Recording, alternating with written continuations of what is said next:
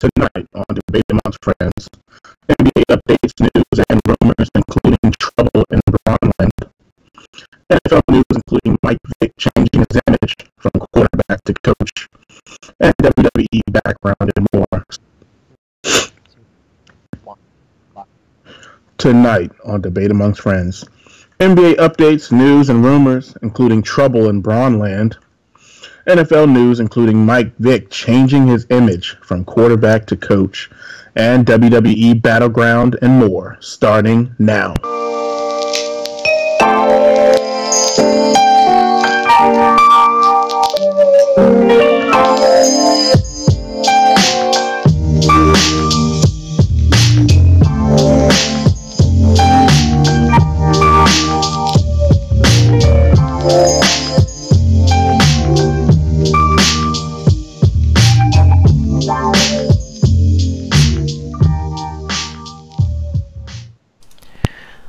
Ladies and gentlemen of the internet, welcome to Debates Among Friends, episode 64, July 26, 2017. I'm your host, the Professor John Gotti. Always by my side is Doc Ocean. How you doing tonight, sir?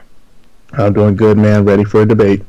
I'm always ready for a debate, so let's just get ourselves started.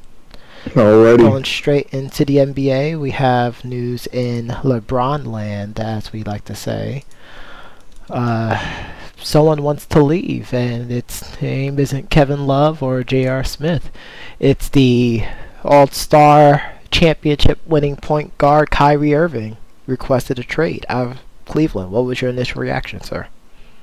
I think it was pretty clear that there might be a chance that LeBron could be leaving next year.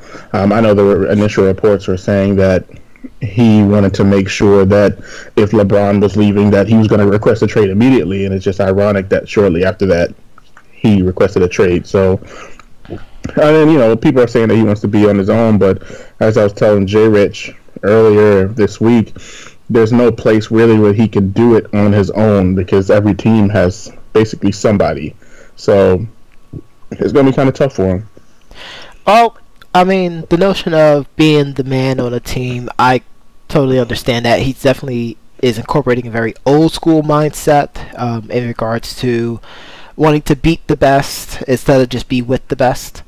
But to your point, I mean, yes, the NBA is kind of overinflated when it comes to the number of superstars on the team, or a lot of really, really good players all just conjoining together. But I mean, if he end up going to Minnesota, I mean, good on him. That's all well and good. Who knows? Maybe Cleveland end up getting Andrew Wiggins back. That's a possibility because Minnesota, I mean, they have assets that they could trade away, but somehow, some way, Andrew Wiggins might end up being in there just because him and Jimmy Butler playing together. I mean, like I said before, my Knickerbockers, I feel like that might be the best destination. Of course, he is a native New Jerseyan, so, he would love to be able to play near home, and, what better place to play than Madison Square Garden, the mecca of basketball, even though they haven't really been that way for the past almost 20 years. But, I mean, I like what he's doing. Granted, there's been some scuttlebutt over the past few days about LeBron saying certain things and other people saying certain things, and we at Debates Among Friends really don't want to, project those kind of views because we feel like they're just complete, malarkey and media baiting just to create a story. At least we know that Kyrie actually do want to demand a trade, and in just regards of LeBron James,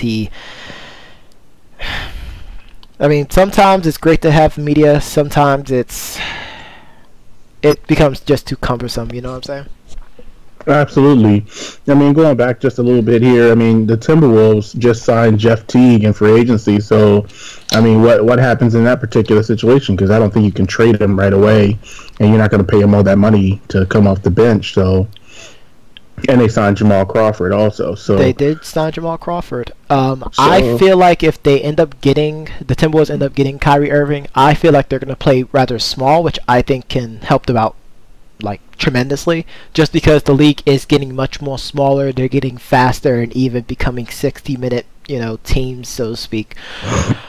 But I feel like a backcourt of Kyrie and Jeff T could be quite dangerous. You have two guards who can handle the ball, who can pound the rock pretty well, and can shoot at a pretty high percentage.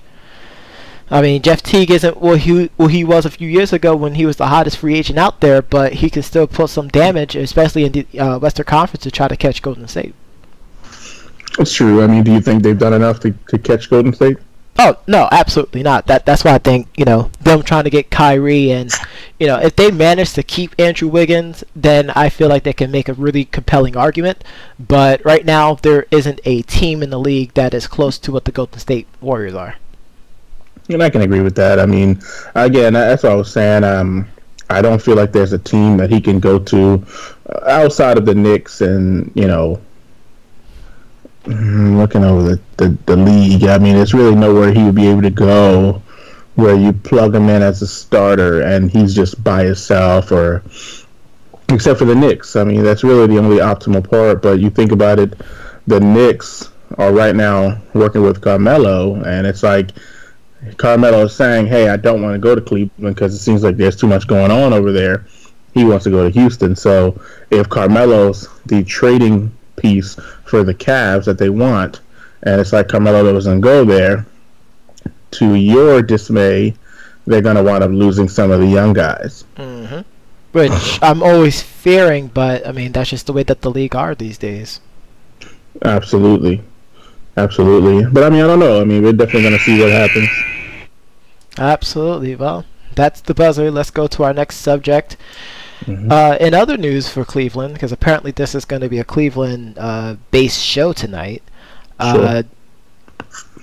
Cleveland and their front office decide to get a contingency plan. A contingency plan in case they actually do move Kyrie Irving out of Cleveland to another team. They got himself a point guard. Not just any point guard. A former MVP. A former Knickerbocker. A Chicagoan himself, Derrick Rose. What was your reaction to that, sir? I was pretty disappointed. $2.1 million for a guy. Yeah, he's not the most healthiest guy, but like you gave him all those accolades, and it's like he signed a vet minimum. That's pretty disappointing. And I'm pretty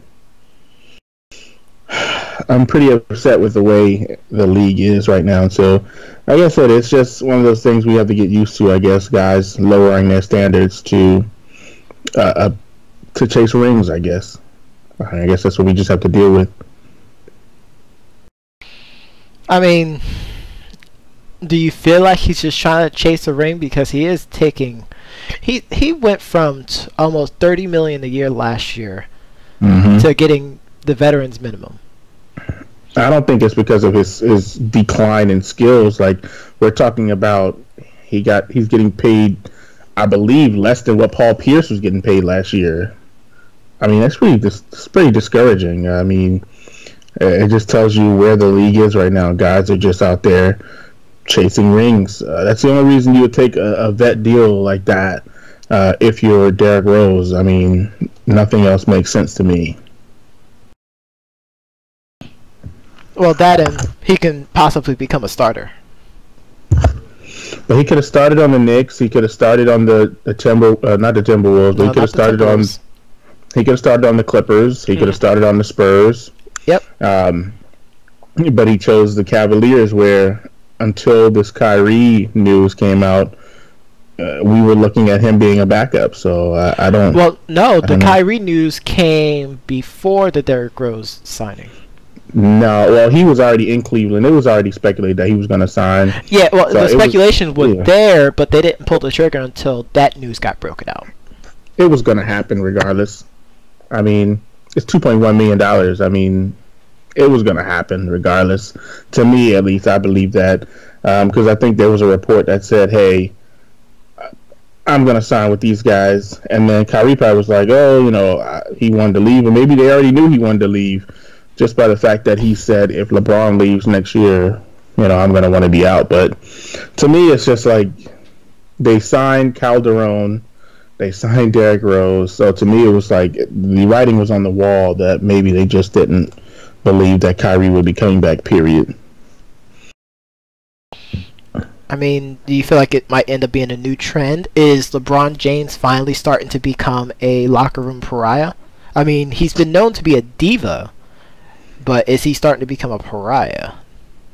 I mean, I don't know how this is LeBron's fault. I mean, it's always LeBron's fault. I mean, Either if you're the best player in the world, you get all the accolades and you get all the blame. There is no in between. so I didn't think he got the blame. I thought that was the main issue with him, is that we felt he didn't get the blame enough. You know, when he loses, I thought we felt it was always pointed to somebody else. You know, the Kevin Loves, the Tristan Thompson and Khloe Kardashian. You know, I didn't think it was, you know, LeBron getting it, and maybe that's why Kyrie's leaving, because, you know, even though he balled out, LeBron gets all the shine, and maybe he just doesn't. The pressure of playing with the best player in the world maybe got to him. I thought the reason why Kyrie was so, was so inclined to want to leave isn't the fact that, LeBron just getting all the praise, but more of the fact, and I'm glad that you used the after the finals that they lost after Game 5, but, LeBron was basically acting as, I did what I need to do, the rest of the team didn't do anything. Like, I know that would rub, any basketball player the wrong way, to have your star player say, well, I averaged a triple-double. I'm fine. What about you? No, definitely. And I mean, I just think that it's just one of those things. Kyrie played. I mean, he played a great series, the best that he could play. Mm-hmm. And I Kyrie thought was pulling out the fourth quarter, Game 5, he didn't show up, and I mean, unfortunately, that was the nail in the coffin. But the fact remains is they could have been swept, and it would have been the same issue. Like. Mm-hmm. It takes a team. Like, LeBron's not going to save it. Like, it doesn't work that way. That's not how basketball works. One player can't win you a championship. We know this as a fact. But that's what people have been trying to do. This is true. Well, let's get away from Cleveland for a bit, and let's talk some off-season injuries. I know we was reading up about Brandon Knight, who is going to be out for the rest of the year for Phoenix. Torn Achilles, torn ACL. Yeah, that's rough. That's it is rough because the Suns are one of those teams that I think they might be one move away from getting to that next level. Obviously, Devin Booker, outside of his big game that people like to talk about, I think they're coming around. It's just they're missing. A few pieces. I think Devin Booker is, definitely a, young gunner, I guess you could say. And we had that back in the day with, like, the Gilbert Arenas and Michael Reds and, things like that. Like he's just someone who, has that killer mentality, like, I want to shoot in your face and then drink all the tears. PLZ. Hashtag. Absolutely. And I mean, I think he will. I think he's going to be somebody that's definitely going to come along and continue to develop. And even, Coach Cal said, I never asked them to do half of the things that they're asking him to do now. And he's just pretty impressed at the way he's developing. Yeah, no doubt. But back to the injuries, though. I mean, how do you feel like that's going to affect Phoenix's season going forward now? Do you feel like they need to go out and try to get themselves a veteran that's, still out there? I'm not sure, because they still have Eric Bledsoe, and I know they have Tyler Ulis. So, well, Eric Bledsoe's a free agent still, I believe. Oh, I mean, I didn't know he was a free agent. I thought he was still on the team. Because I know I thought they were trying to trade him during the draft. But if he is a free agent, I mean. To me, it's one of those situations where that opens the door for somebody like Kyrie to go in. Yep. I mean, everything here shows that he's still on the team, but you're saying that he's a free agent. I think he's a free agent, but the people might have to help correct us, though, out there at home. Yeah, I think he's still there. Because I'm even looking at this little thing here saying that the Suns should trade Eric Bledsoe and Josh Jackson, excuse me, Like Josh to Jordan. Cleveland for Kyrie, which is absolutely absurd. You know, you are right. He has 2 more years with the upcoming, and he'll be a free agent in 2019. So yeah, it would be a roster move, salary move. Right. So I mean, I don't know. I don't think they should trade. I mean, the Suns shouldn't trade their rookie Josh Jackson for, Anything. Eric. Yeah, Eric Bledsoe is a pretty solid player. I don't think he needs to be paired with anybody else. Hmm. Like I said, the Cleveland Cavaliers are the one that are in trouble. I don't think. I think if you're a team trading with the Cavs, you are the one that holds the ransom. Well, and we keep talking about, how much their contract situation bit themselves in the foot because, the people that's on the Cavaliers are geared to play the way that LeBron wants to play. So if he Hmm. leaves, they're basically, left holding the bag with nothing more than a team but full of role players who needs to get hot shooting and are Oh, all I mean spot that. shooters who really can't make up their own shots. I mean, I guess we see the reemergence of 20 and 20 Kev. I mean, yeah, but does that make it better? The fact that he finally becomes 20 and 20 again after the departure? Depends on who you ask. Oh, goodness. I That's mean, I'm terrible. sure there won't be any more Cleveland Cavalier fans, but Well, I mean, you know how it is with LeBron James' team. There's only LeBron maniacs, and there's only a handful of actual fans of that team. But I exactly. know, So, really quickly before we go to our next subject, I know there were some NFL injuries as well too. Do you want to talk about those? I wasn't sure if they had their own topic, but I mean, the hmm, I don't can't remember who it was off the top of my head. Do you remember who it was? I know it was a running back. Was it It Stephen was a running Ridley? back. No, it wasn't Stephen Ridley. It wasn't Stephen Ridley. It was off the top of my head. He's on the Ravens. It is. It's someone who we really don't care about because that's the buzzer. There you go. Well, let's go to our next subject. I don't know if you ever seen an Owen Wilson movie called The Intern, where they did an You internship mean at you Google. mean internship? Yes. The intern was the one with It doesn't matter. It's their that movie with him. Okay, I just want to That make sure. it's okay. Because it's two different movies. I want I you to know make sure. it's the internship. You're right. Got it. Where they did an internship at Google. No, I've never seen it. It's a pretty good movie. You should definitely check it out. But the reason why I mention that is there's another intern that's starting in the NFL. Michael Vick is interning with the Kansas City Chiefs and Andy Reid. How do you feel about that? I actually think this is great. He definitely, based off the articles that I read, definitely has a passion to, you know, get more into the coaching side of things, which I think could be pretty good. Despite how people may think, like he's still a heck of a player. He was definitely uh, a generational shifting player in Mm-hmm. regards to how people should play the quarterback position, as we start to see more depth of that today. Right. But I feel like that he can definitely, get something out of the QB situation in Kansas City. I mean, I know they still have Alex Smith, but, who knows how many more years that he has, and, he can just help develop the next guy up. I think it's pretty good. I think it's good for the organization. Maybe they can finally start getting some more offense coming along with his guidance.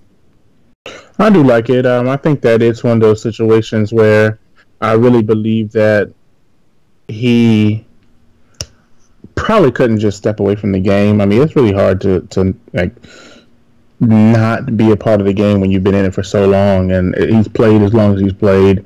I mean, you think about Pee Wee to high school to college to NFL, including everything that he's been through. So, just the opportunity to play. I think it was more than him just wanting to transition. It's more of him not wanting to really step far away from the game because a lot of people just have a hard time with that transition. Yep. But I mean, I'm pretty excited for him. I think Andy Reid he's an okay season coach. I've never really understood the major hype around him, but hey, he's no Fisher. I'll tell you that right now. Yeah, he definitely no Jeff Fisher, but I mean, I never understand why he continues to get rehired. Yeah. Well, I mean, offensively, yes, he is a genius. I mean, Chip Kelly, you can definitely make that argument as well too, as far as just being an offensive guru. But I mean, with his teams for Kansas City, they really don't score the ball much. I mean, they win. I mean, that's pretty much what it's about. But it's like slow grinding games, and as much as I like defensive-minded games, but it doesn't carry over into the postseason well. Absolutely, because they go against teams like Pittsburgh and other teams that are built for that type of game. Exactly. And I guess at that particular point, that's where it gets to be too much for them.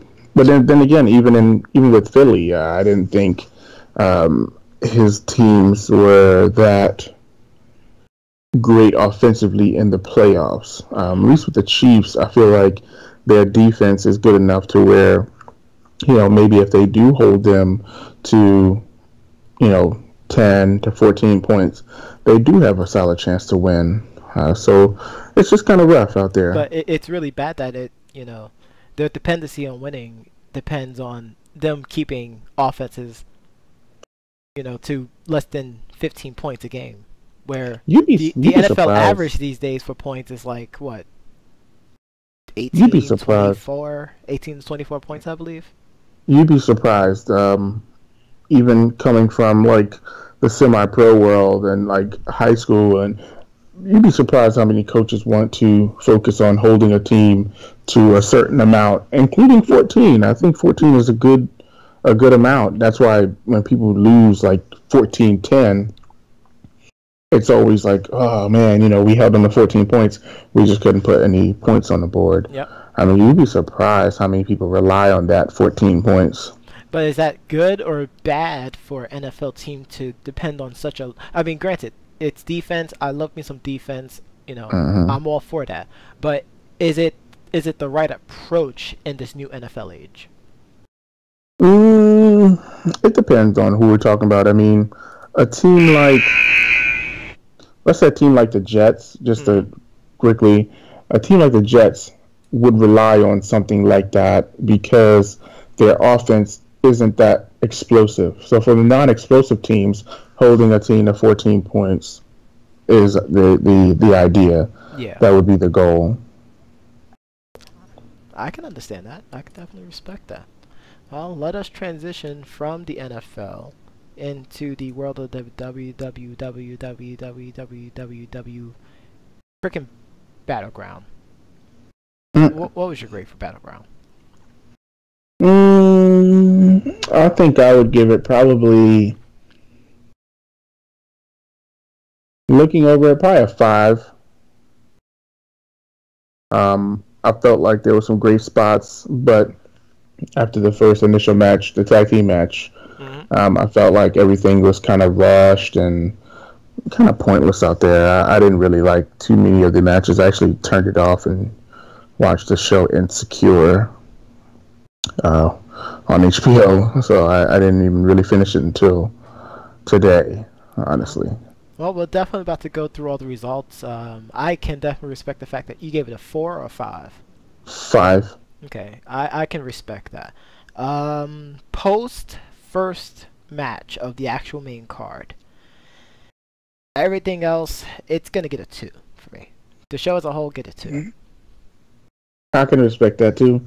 The only reason I gave it a 5 is because of the first match. I mean, I thought, letting Xavier Woods fight, I thought that was finally what we've been looking for and asking for. Which I'm happy with. And you know what? Let's go straight into it. I mean, the New Day versus the Usos. It was the match of the night, hands down. You know, he was able to see Xavier Woods finally get the pinfall to help them win the championship, which by itself is, you know, insane. For those I was who just don't shocked know, to see whenever him. Xavier Woods were to actual wrestle, you know that the New Day is going to lose. Like, that was the trend. But for him and Kofi to be the guys in the match, I was shocked. I think something is up with Big E, that's why. You think so? Yeah. I think something's up with Big E. Like an Something injury that- or something? Yeah, it might be an injury. He might have been did too many of those spears to the outside. Oh god. You know, him doing that like soon that's gonna become the Kevin Nash meme.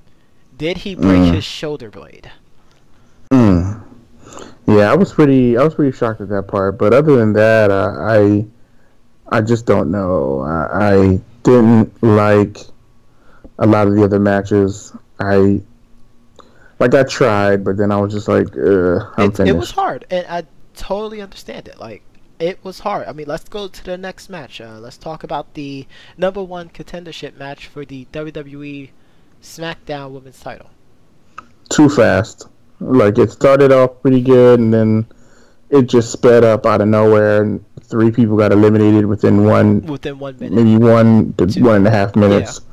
Yeah. And I was just sitting there like, what the heck is going on, basically. I felt like someone slapped us in the face. Like, you know that feeling like you get hit in the head too hard, like, you know, you have like cobwebs in your head, and then you realize it's over? Like, that's exactly what this match was. Like, it was a moment, and then it was over. Yeah, and I mean, but I was pretty happy that Victoria won. That's enough for me to give it a point. Wait, who won? You know, Victoria. Victoria. I mean, I'm sorry, Natalya. Wow. I was like, wait, who? Victoria? No. It's the Natalya. Yeah. Now let's go to the other match, and this is in no particular order, ladies and gentlemen. Shinsuke Nakamura versus Baron the Lone Wolf Corbin. Baron, I think he's another reason why I would give it a 5, maybe even a 5.5. Really, it was a good match until the finish. You know, I think he's coming around to be a pretty good wrestler. And I was even telling Jay Rich that I feel like he's better at this point of his career than Kevin Nash was toward the middle of his career. That's really bad, but also highly accurate. I felt like the match showed they have no chemistry. Like, there was a small bit of chemistry, but not like a good, deep-rooted kind of chemistry. Like, I felt like it was just them just going through the motions. And, you know, it's really bad to say that about a Shinsuke Nakamura match, because I think that he always has great matches and he could definitely elevate people. But this match was just dull. And we're going to talk about, you know, SmackDown, because they had a much better match on SmackDown than they did on Battleground. Not to mention the low blow finish was just stupid. It was stupid. Like, that was almost vomit-inducing. Definitely. Throwing the damn towel. And apparently on Battleground, we decided to play hot potato with a title. There was a new champion. Mm-hmm. And his name is AJ Styles. Your boy. Which a lot of people were pretty upset. A lot of people were pretty upset that he won the title at the just lost it house show, at a live show, yeah. And then lost it. And then, I mean, obviously we're gonna get to it, but 2 weeks ago. Yes. Like, I felt like that was according to like Dave Meltzer and people, you know, on the dirt sheets and whatnot, they said that finish was a botch. Apparently, they basically said, "Oh, someone really effed up with it." So, I mean, at the house show? No, at Battleground, which I don't think that necessarily, you know, forgives it. Which is why it's getting the whole pay-per-view as a whole gets 2. A botch with what though? I don't get that part. The way that it ended. Did you get a chance to see how it ended? I mean, I watched the match, but there were exchanges of submissions, and then it was a roll-up by Kevin Owens. The referee is looking at the action the whole time while he's supposed to be knocked down. Which, by the way, I mean, It was going to be a 1.5, but it received another zero point 0.5 points because of Kevin Owens throwing AJ Styles into the referee. Like, that was absolutely awesome. Like, it don't get better than this. I mean, I was okay with the ref being dazed. Yeah, but he didn't look dazed though. Like if he was like, you know, an Earl Hebner kind of dazed, I can forgive it. But my dude is sitting up watching, just waiting for his cue to get back. Like that hurt the match a lot. I didn't. That's what I'm saying. Like, I didn't feel that. Like, I felt like he was dazed. Like, he was in it. I'm glad that, like, they didn't do the, like, if they would have did the typical tapping out, like, that's why I didn't think it was a botch, because, like, somebody would have been tapping out and he would have been sitting there looking stupid watching. But because nobody did the tap out thing, I just felt like he was just, you know, glazed over, you know, like he was just, you know, he was watching, but I think he was supposed to be watching. It would have been like, I could see if, like you said, if they would have did the tap out thing and he's watching and he doesn't ring the bell or anything, like, that would have been terrible. But yeah, but then they had to do this whole thing where, you know, AJ might have had his shoulder rub, and we're going to talk about SmackDown right after this one. But I mean, it's almost like what happened with the, you know, Raw's Women's title between Charlotte and Sasha Banks. But speaking of stupid, though, that flag match was absolutely stupid. Yeah, I mean, there was no way they were going to let the USA win or lose and John Cena lose, so... I was literally tempted to go back on Twitter and start up the hashtag List of Gotti. For all the things that I'd rather have done than to watch that match. I mean, it was... I would have loved for Rusev to have won the match, but we just knew it wasn't going to happen.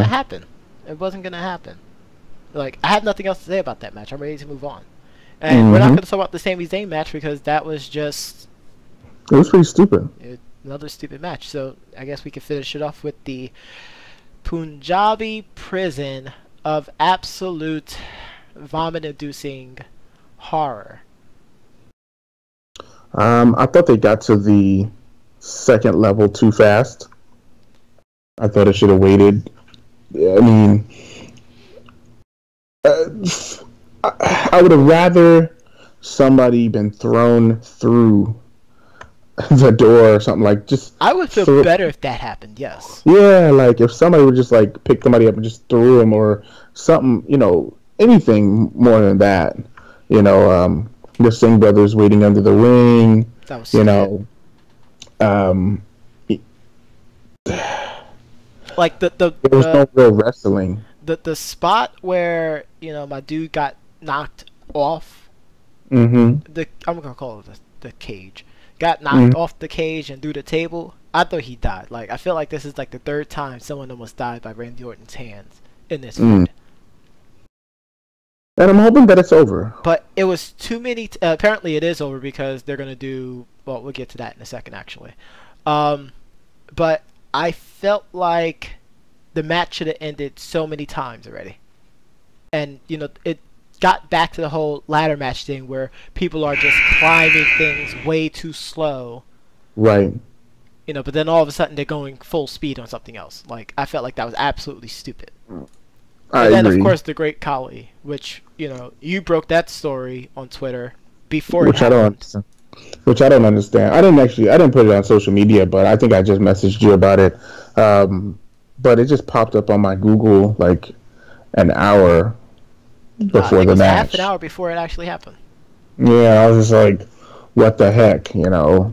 And they're like, oh, he's not scheduled to be in the match, but I'm like, he's there, he's coming out. Of course. All right, let's finish it off. Let's talk about Raw and SmackDown this week. Well, I mean, apparently everybody's pretty pleased with Roman Reigns' mic work now. I feel like they're feeling that way because he's stopped reading from the script. I mean, like, honestly, it's still not good. Honestly, it's not terrible. It's the best in the... No, it's not. It's still terrible. I mean, not only did he end the Undertaker's Oh quote unquote God. career, but really he's kind of stealing his lines. Yes. And also decided to say the same things he said the previous week, but this week he decided to add in his list of accolades. Right. I'm a Uh, multi-time heavyweight champion. I'm a world champion. I'm a, multiple time WrestleMania headliner. I ended the Undertaker streak. and what have you I'm the done? big dog. I'm like, you're the big chihuahua, okay, pal? Mm. You're all bark, no bite. Hey, you already know. But I mean, I don't know. I mean, like I said, a lot of people like it. Of course, Braun beat everybody up. Samoa Joe tried to choke him out.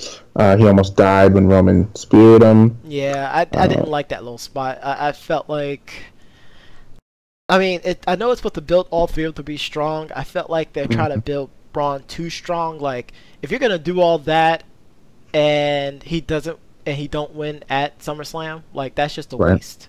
right, right. Like, you're literally making him look like he's completely unstoppable.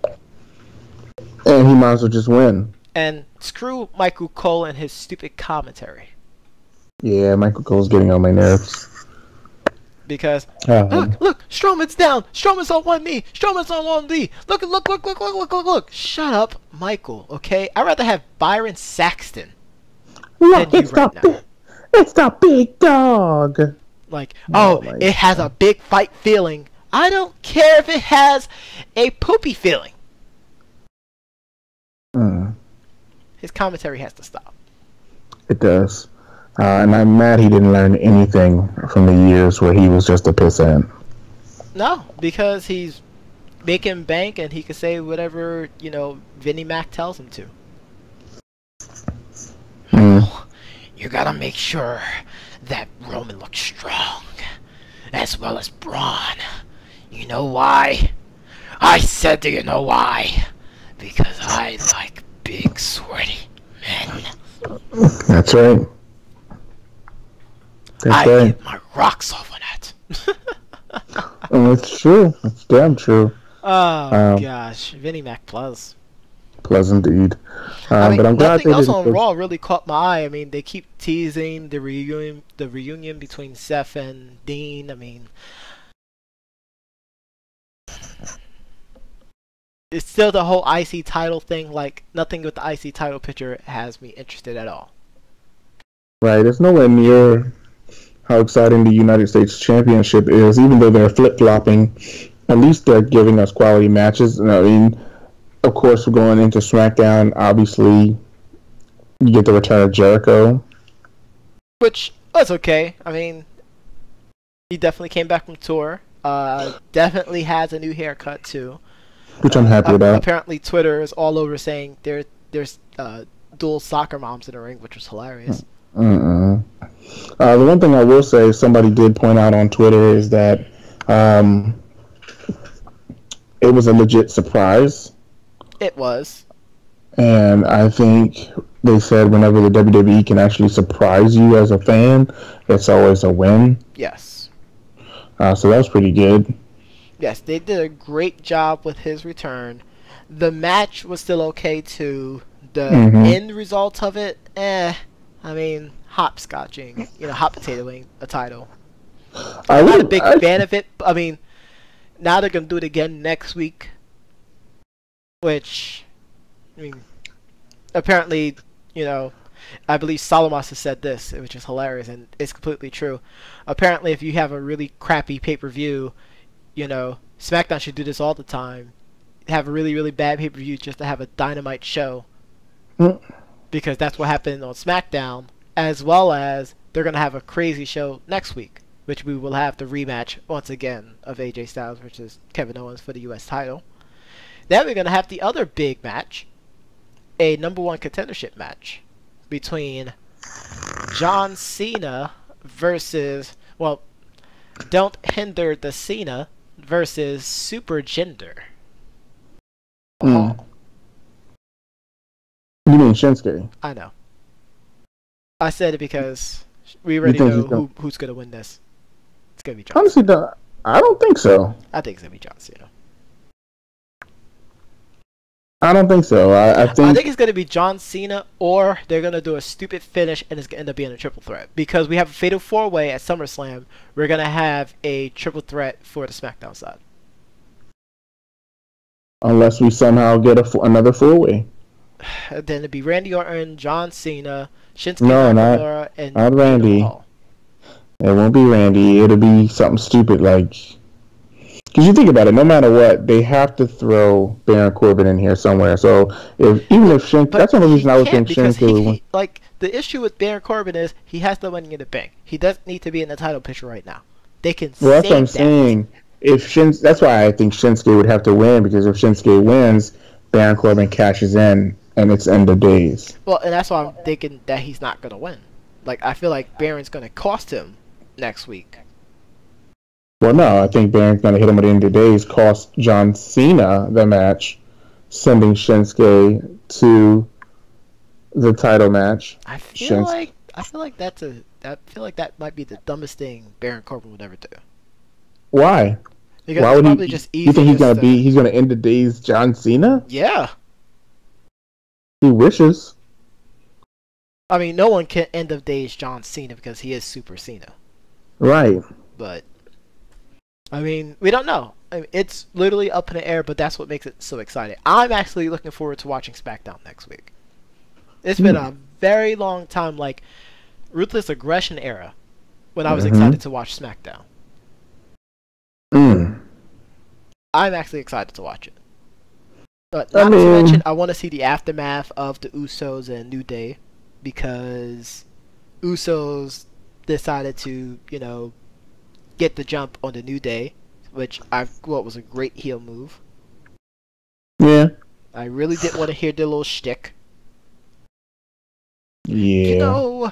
Your boys are the two-time WWE Tag Team this weekend.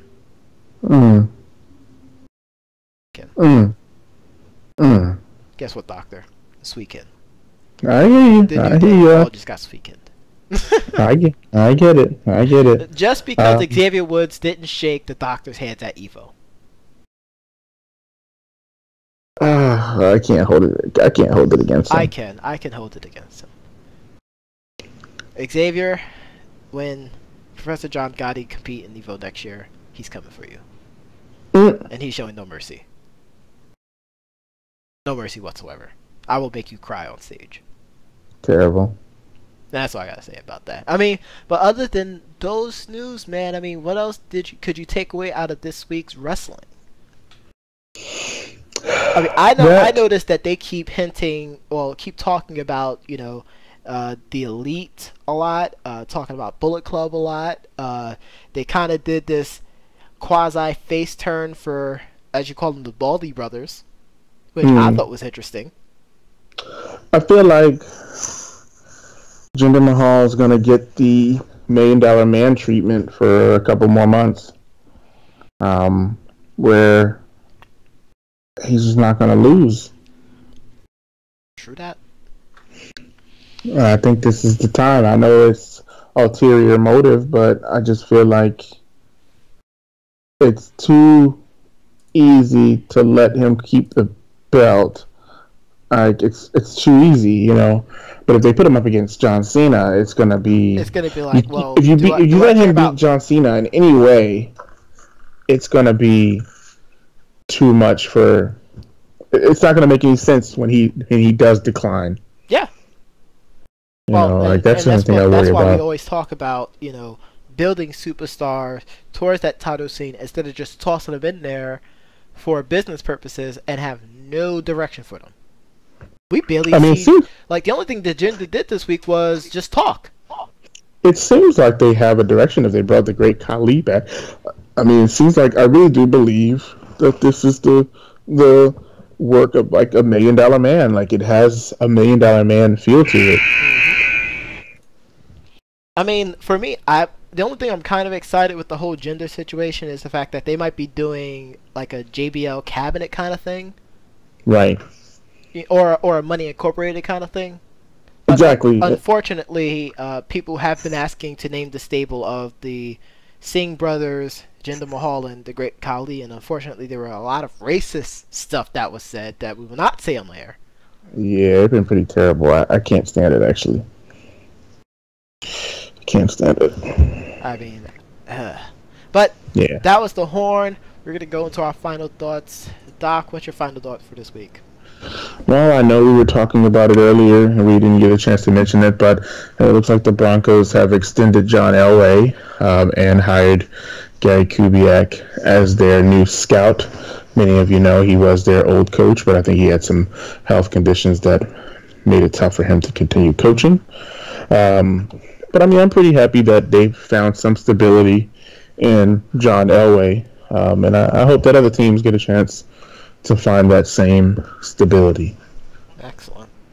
Also, James Harden and Chris Paul actually teamed up in the Drew League, so people got their first chance to see them in action. I was pretty excited about that. I thought they played in USA Basketball together. I mean, on the same team. I don't think. No, they. I don't think so. Because James Harden didn't play the last USA Basketball. I don't think anybody played the last USA Basketball. You mean what, that year that Paul George got hurt? Yeah, I think so. That's not the same, bro. We're talking about being on the Rockets. This is the first time, just like the first time AJ and Shinsuke are in the ring together. Oh my gosh, I'm so mad that he said that. Oh my goodness. But those are some pretty good final thoughts, sir. I like that. My final thoughts, there was a ESPN article that was posted a few days ago, which I found was really good. It was talking about the sunsetting of a, iconic video game. We had the honor and privilege of being there live to watch the finals of Ultimate Marvel vs. Capcom 3, where we had Ryan LV, the Las Vegas native, win it to be the final champion of it. But it was mentioning, the top 3 guys of that game. Your boy Justin Wong, Filipino, stop licking your lips, says Doc Ocean champ. And our boy, New York's own evil genius, Christopher G. And they're just talking about just the legacy, how much, what they brought to the game, and, how much they actually inspire people and whatnot. I thought it was absolutely incredible to read. So if you have yourself a chance, check out the ESPN or your Bleacher app, actually, and, just read the article. It's quite a great read. Well, now that my Bleacher Report is working again, I can do that. First, that's my other final thought. Shout outs to Bleacher Report, because they always hold it down for us to give us all these news that we always use for Debates Among Friends, whether it's wrestling, whether it's football, basketball, baseball, or the FGC. They always hold it down for us, and I feel like we don't give them enough credit. So shout out to Bleacher Report. Except for the last couple of weeks where I couldn't really get onto anything, but that's a whole nother story. Well, those are bugs. I need to kill those bugs because they're killing me. Well, hopefully they're not spiders. Right. And one last little thought. I did see that they're working on the 30 for 30 for the Nature Boy. Ric Flair, yes, that just came out. Yeah, so that should be pretty exciting. That will be, because Slick Rick once said, everyone is looking at him, and little girls are looking at their mothers. And being that we didn't give much injury news, it looks like Joe Flacco's going to miss 3 to 6 weeks with a back injury. Shout out to #Bleacher Report. Hilarious. But, ladies and gentlemen, that is the end of our show today. Tonight's track is from Texas rapper B. Wright. The title of the track is No Looking Back, from his brand new album, Name for Myself. We put the link to the music video in the YouTube page, as well as links to his social media sites. So be sure to follow him, and also Croup 2, who handles our intro track for Debates Among Friends. Thank you very much for tuning in tonight, ladies and gentlemen. We had a astounding pleasure of being able to give you all our reads and our opinions of the sporting world. Once again, I am the Professor John Gotti. And I'm the Doctor. And we'll catch you again, same podcast time, same podcast channel. Peace and love.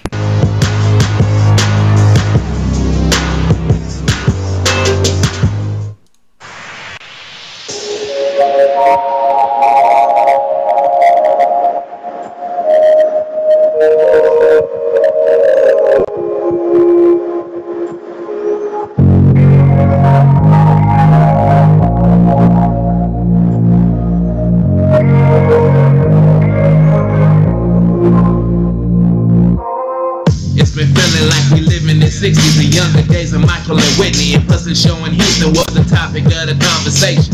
Have my father waiting with a thesis, missing pieces of my reason. Ask me, am I still believing it's my season? Cause the time changed, am I making sense of what's the consequence of fearing none of this? I call my brother's keeper. What's up, I'm in the city. Wherever I go, you know I'm bringing the woes with me. They say that Wogan acting different, how is that so? I feel he dodging us with every single rap show. Trying to differ my business, but this is not Joe Tabasco. I'm way hotter, you need water, just act so. Act so, what you need. I provide what you need, but it ain't no looking back. No, ain't no looking back, ain't no looking back. Ain't no looking back, nah, ain't no looking back. I hear it all the time. Feels like we can't rewind, but it ain't no looking back. Ain't no looking back, nah, ain't no looking back. Ain't no looking back, nah, it ain't no looking back. I hear it all the time. Feels like we can't rewind, but it ain't no looking back. Ain't no looking back, no, ain't no looking back. Ain't no looking back, no, it ain't no looking back. I ask myself for support, and now do I go back for my bachelor? Extra days off the calendar just to receive a sheet of paper that could potentially change my life. But I do that all the time, pick the pen and paper. Right, this is something that I know they fear. Young black man educated over here, but why y'all killing my people? The world's so deceitful, lie to you, put you on the news, you a hero. Then another bombing, then another shooting. Who are you accusing? Mass media confusion, creating delusions that we not unified. How is that so? I swear we was vibing out at my last show. Act so, what you need. I provide what you need, but it ain't no looking back. No, ain't no looking back, ain't no looking back. Ain't no looking back, nah, ain't no looking back. I hear it all the time. Feels like we can't rewind, but it ain't no looking back. Ain't no looking back, no, ain't no looking back. Ain't no looking back, nah, it ain't no looking back. I hear it all the time. Feels like we can't rewind, but it ain't no looking back. Ain't no looking back, no, ain't no looking back. Ain't no looking back, no, it ain't no looking back.